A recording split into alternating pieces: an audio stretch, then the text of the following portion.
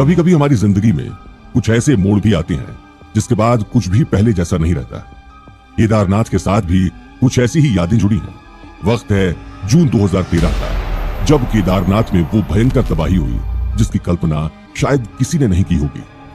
दोस्तों, आप जरा सोचिए कि आप केदारनाथ धाम की यात्रा पर निकले हैं। आप सी लेवल से 3500 मीटर ऊपर हिमालय में हैं। यहाँ जोरदार ठंड है और बीते कई दिनों से बारिश हो रही है। आप अपनी गाड़ी रुद्रप्रयाग या गुप्त काशी तक ही ला पाए हैं। उसके आगे की यात्रा आपको पीठ पर एक बड़े से बैकपैक के साथ पैदल तय करनी पड़ी है। अगर आपने घोड़ा या खच्चर किया तो आपको डर है कि कहीं ये जानवर गीली मिट्टी की चिकनाहट भरी पगडंडी से फिसल कर गिर न जाए, क्योंकि अगर ऐसा हुआ तो आप सीधे मंदाकिनी नदी में जा गिरेंगे। इस वक्त आप शारीरिक रूप से चुनौतीपूर्ण और बेहद चैलेंजिंग यात्रा पर हैं। आपका शरीर थकान से चूर हो चुका है और ठंड के मारे आपका बुरा हाल है। इस यात्रा के लिए आप कुछ दिनों से ठीक से सोए भी नहीं हैं। अगर आप केदारनाथ हेलीकॉप्टर से आए हैं तो आपको ये पता नहीं है कि आप वापस कब लौट पाएंगे, क्योंकि इस वक्त केदारनाथ में इतनी बारिश हो रही है कि सारी हेलीकॉप्टर सर्विसेज रोक दी गई है। आप सैकड़ों भक्तों की भीड़ में घिरे हैं। आपके साथ केदारनाथ में लगभग 10,000 यात्री और अस्थायी निवासी हैं। तेज बारिश के कारण घोड़ों और खच्चरों की सेवाएं भी रोक दी गई हैं। इस वक्त अगर किसी तरह केदारनाथ मंदिर तक पहुंच गए तो आप यहाँ देख पा रहे हैं कि सुबह से ही दर्शन के लिए भक्तों की एक बहुत लंबी कतार लगी है। शिवलिंग के दर्शन के लिए आपको उम्मीद से ज्यादा इंतजार करना पड़ रहा है, लेकिन इस सब के बीच आप ये भी देख पा रहे हैं कि केदारनाथ में भक्तों के साथ एक अजीब सा तनाव नजर आ रहा है। आप इस बात को लेकर कुछ परेशान हैं कि केदारनाथ में बीते कुछ दिनों से बहुत तेज बारिश हो रही है। मॉनसून ने इस बार केदारनाथ में जरा जल्दी डेरा जमा लिया है। मॉनसून उत्तर प्रदेश पार करता हुआ एक ही दिन में पहाड़ों पर आ चुका है। एक ओर अरेबियन सी और दूसरी ओर बे ऑफ बंगाल में आने वाले मॉनसून ने उत्तराखंड को दोनों ओर से घेर लिया है। जल्दी केदारनाथ में इतनी बारिश हो गई जितनी दिल्ली में पूरे साल हुआ करती है। लगातार हो रही बारिश से नदियों और उसके आसपास की बहुत सी मिट्टी बह गई है। ग्लेशियर और नदियों के मुहाने पर इतना डेब्रिस जमा हो गया है कि इनका पानी आसानी से बाहर नहीं निकल पा रहा। धीरे धीरे ग्लेशियर्स में पानी भरता जा रहा है। ग्लेशियर से निकलने वाली मंदाकिनी और सरस्वती नदियां अपना भीषण रूप धारण करती जा रही हैं। मंदाकिनी नदी केदारनाथ के वेस्ट में और सरस्वती नदी इसके ईस्ट में बहा करती थी, लेकिन हाल के वर्षों में भारी बैरिकेटिंग ने इस नदी की धारा को साउथ ईस्ट दिशा में मोड़ दिया है। इधर तेज बारिश के चलते विकराल रूप ले चुकी सरस्वती अब केदारनाथ के ठीक पीछे मंदाकिनी से मिल गई। आम दिनों में सुंदर सा दिखने वाला केदारनाथ अब डरावना लग रहा है। सरस्वती और मंदाकिनी का ये अनएक्सपेक्टेड संगम परेशान करने वाला है। ये पानी घाटी से बाहर बह जाने की जगह केदारनाथ के ऊपरी हिस्से में जमा होने लगा है। जल्दी मौसम विभाग ने समझ लिया कि केदारनाथ और सारा उत्तराखंड बाढ़ की चपेट में है। केदारनाथ के पीछे बन रहे इस वाटरपूल में पानी बढ़ता जा रहा है। दोनों नदियों से बहकर आने वाले डेब्रिस के कारण स्थिति और बिगड़ती चली आ रही है। केदारनाथ धीरे धीरे बाढ़ की चपेट में आ रहा है। केदारनाथ में फंसे भक्तों की धड़कनें अब बढ़ रही हैं। शाम के 5 बज रहे हैं। केदारनाथ मंदिर में रोज की तरह श्रृंगार आरती की तैयारी हो रही है। बड़ी संख्या में भक्त इस आरती में शामिल होने के लिए मंदिर में इकट्ठा हुए हैं। कई भक्त तो ऐसे हैं जो बारिश से बचने के लिए सुबह से ही यहाँ जमे हुए हैं। एक आई विटनेस के अनुसार इस वक्त उन्हें बाहर बाढ़ में फंसे लोगों की चीखें सुनाई दे रही थी। बाढ़ ने सबसे पहले सनातन धर्म सभा के गेस्ट हाउस को अपनी चपेट में लेकर उसे बहा दिया, लेकिन केदारनाथ मंदिर पर अब तक इसका असर नहीं हुआ है। केदारनाथ से 2 अलग अलग दिशाओं में बहने वाली नदियां अब मिलकर एक हो चुकी हैं। उनकी शक्ति ने केदारनाथ को गौरीकुंड से जोड़ने वाले पुल को तहस नहस कर दिया है।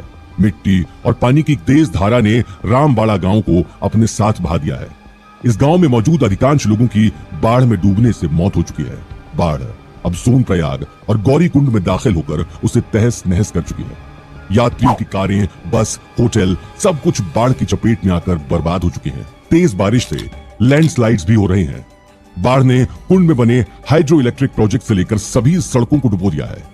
केदारनाथ अपने लगभग हर रास्ते से कट चुका है।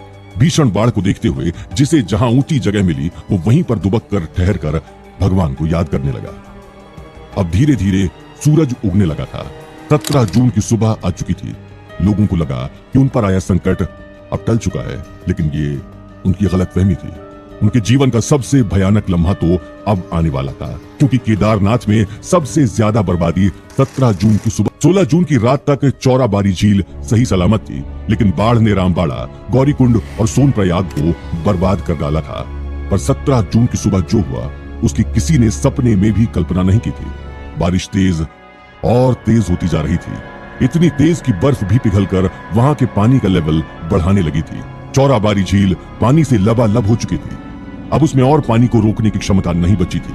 आमतौर पर इसकी छोटी छोटी दरारों से पानी निकलकर बह जाता था, लेकिन इस वक्त तक ढेर सारी मिट्टी और डेब्रिस से अब ये दरारें पूरी तरह बंद हो चुकी थी।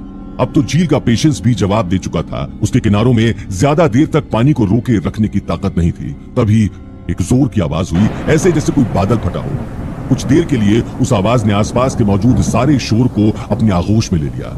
इस शोर से पानी, दलदल, पत्थरों और डेब्रिस से भरी एक तेज धारा मंदिर की ओर फूट पड़ी। रिएक्ट करने के लिए वहां मौजूद लोगों के पास स्प्लिट सेकंड से भी कम समय था।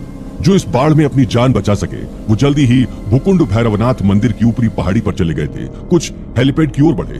ऊंची जगह पर पहुंचे लोगों ने किसी तरह अपनी जान बचाई, लेकिन किसी तरह जान बचा पाने में और सुरक्षित होने में अंतर होता है, क्योंकि इमीडिएट सर्वाइवल का मतलब डिजास्टर में सर्वाइव करना नहीं होता।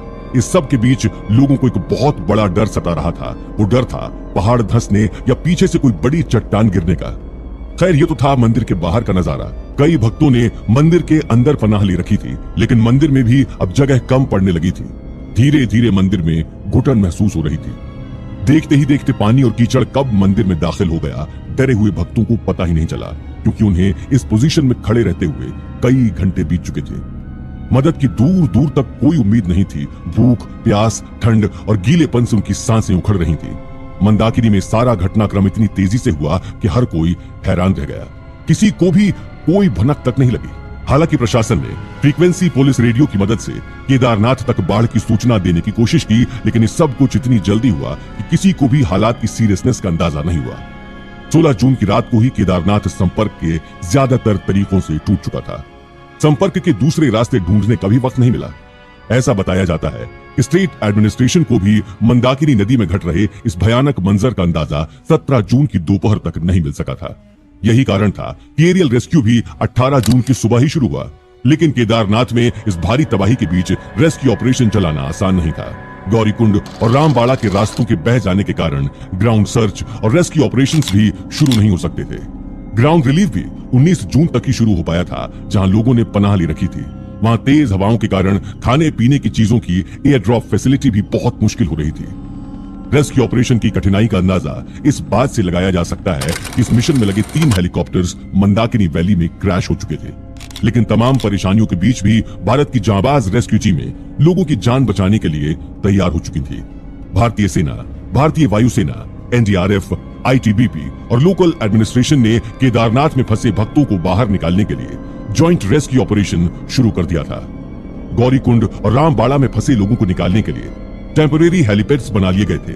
इस रेस्क्यू ऑपरेशन में करीब 6,817 लोगों को एयरलिफ्ट किया गया और 18,183 भक्तों को जमीनी रास्ते से इवैक्यूएट किया गया। सारी कोशिश के बावजूद रेस्क्यू ऑपरेशन 23 जून 2013 तक ही पूरा हो सका। लेकिन इसके बाद भी रुद्रप्रयाग, चमोली और उत्तरकाशी जिलों में अब भी हजारों लोग फंसे हुए थे। रेस्क्यू टीम्स को स्थानीय लोगों से भी भरपूर मदद मिली। रेलवे मिनिस्ट्री ने सर्वाइवर्स को सुरक्षित घर पहुंचाने के लिए स्पेशल ट्रेन भी शुरू की। इस घटना की त्रासदी इतनी भयानक थी कि केदारनाथ से बहुत दूर हरिद्वार में गंगा में केदारनाथ में मरे हुए लोगों की डेड बॉडीज बरामद होने लगी। केदारनाथ की इस भयानक त्रासदी में उत्तराखंड सरकार के अनुसार 6,054 लोगों की मौत हुई। इनमें 934 स्थानीय निवासी थे। इस त्रासदी में 145 छोटे बड़े पुल प्रभावित हुए तो 4200 गांव उजड़ गए। टोटल 2,302 छोटी बड़ी सड़कें भी इफेक्टेड हुई। 3,360 कच्चे और पक्के मकान तहस नहस हो गए। इस भयानक फ्लड के बारे में किसी ने सपने में भी नहीं सोचा। केदारनाथ की इस बाढ़ ने सब कुछ तहस नहस कर दिया था। इसने हर किसी को अंदर से तोड़ कर रख दिया था। बाढ़ में किसी के अपने ने जान गंवाई थी तो किसी का घर और दुकान बह गए थे। इस त्रासदी में हुए नुकसान की भरपाई कभी नहीं की जा सकती थी। इतने बड़े ह्यूमन क्राइसिस के बीच श्रद्धालुओं को एक और चिंता ने घेर लिया था। वो ये कि बाढ़ ने मंदिर और शिवलिंग को कितना नुकसान पहुंचाया। मंदिर अब किस हालत में होगा? क्या अब हजारों साल से चली आ रही शिव पूजा की परंपरा टूट जाएगी? क्या इस तबाही के बाद केदारनाथ आना पहले जैसा सुरक्षित होगा? लेकिन जैसा कि हमने आपको बताया, केदारनाथ मंदिर के पुजारी भगवान शिव को अपने प्राणों से भी ज्यादा प्यार करते हैं। उस दिन बाढ़ के वक्त भी पुजारियों की सतर्कता ने शिव पूजा की इस परंपरा को टूटने नहीं दिया। दोस्तों, हर श्रद्धालु के लिए ये बड़े हैरत की बात थी कि इस भीषण बाढ़ ने जहां सब कुछ तहस नहस कर दिया, हर छोटी बड़ी इमारत को बाढ़ अपने साथ बहा ले गई, वहीं केदारनाथ मंदिर अब भी सही सलामत अपनी जगह पर खड़ा था। बाढ़ मंदिर का बाल भी बांका नहीं कर पाई थी।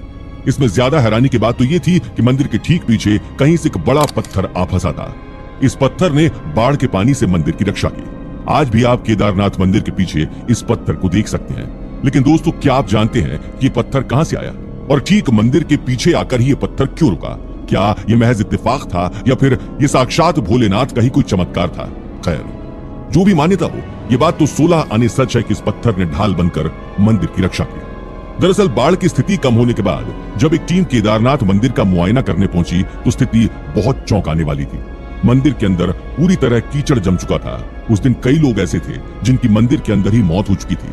सफाई टीम जैसे जैसे मंदिर से मलबा बाहर निकाल रही थी, मलबे में एक के बाद एक लगातार लाशें मिलती जा रही थी। सफाई कर्मी ये नजारा देखकर दहल उठे थे। केवल मंदिर ही नहीं, आसपास के घर और दुकानों की सफाई में भी एक के बाद एक शव निकल रहे थे। इस बाढ़ की तबाही इतनी भयंकर थी कि केदारनाथ से 123 किलोमीटर दूर हरिद्वार में गंगा नदी से लाशें निकल रही थी। हरिद्वार में कुल 48 शव ऐसे मिले जो केदारनाथ से बहकर यहाँ तक पहुंचे थे। इस बाढ़ ने केवल भारत ही नहीं बल्कि पूरी दुनिया को हिलाकर रख दिया था। लेकिन इस सब के बाद भारत सरकार ने केदारनाथ को फिर से एक नया जन्म देने की तैयारी कर ली थी। आर्कियोलॉजिकल सर्वे ऑफ इंडिया और जियोलॉजिकल सर्वे ऑफ इंडिया की टीमों ने ये पता करने के लिए मैपिंग प्रोजेक्ट्स शुरू कर दिए थे कि बाढ़ से मंदिर और इसके आसपास के इलाके को कितना नुकसान हुआ है। केदारनाथ में रेस्क्यू ऑपरेशन खत्म होने के कुछ दिनों बाद ही डेवलपमेंट एक्टिविटीज शुरू कर दी गई। जल्द ही सरकार ने घोषणा कर दी कि केदारनाथ मंदिर 11 सितंबर 2013 तक खोल दिया जाएगा, यानी बाढ़ के पूरे 86 दिन बाद। इसके बाद केदारनाथ मंदिर को फिर से खोलने की तैयारियां भी शुरू हो गई, जिसके लिए सबसे पहले मंदिर की प्राण प्रतिष्ठा करनी पड़ेगी। इसे ध्यान में रखते हुए ये तय किया गया कि मंदिर में सबसे पहले एक हवन किया जाएगा, उसके बाद ही नियमित पूजा अर्चना शुरू होगी। जल्द ही धूमधाम से हवन खत्म हुआ।